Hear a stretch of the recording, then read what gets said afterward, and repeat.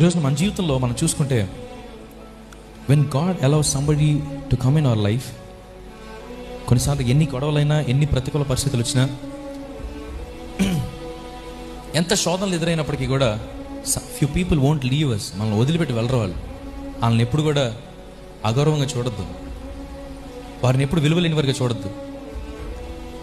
మనల్ని ప్రేమించి మన జీవితంలో ఎన్ని మాటలు అన్నప్పటికీ కూడా మన జీవితంలో మనల్ని అంటిపెట్టుకుని ఉన్నారని అంటే వారు మనకు ఆశీర్వాదకరంగా నిలబెట్టబోతున్నాడు దేవుడు వారిని. హల్లెలూయా.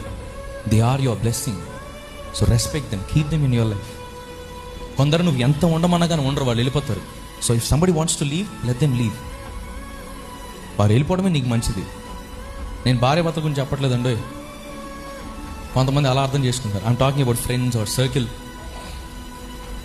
మన జీవితంలో ఉన్న ఇతర మనుషుల గురించి నేను చెప్తున్నాను. Marriage is a responsibility. Marriage is a responsibility.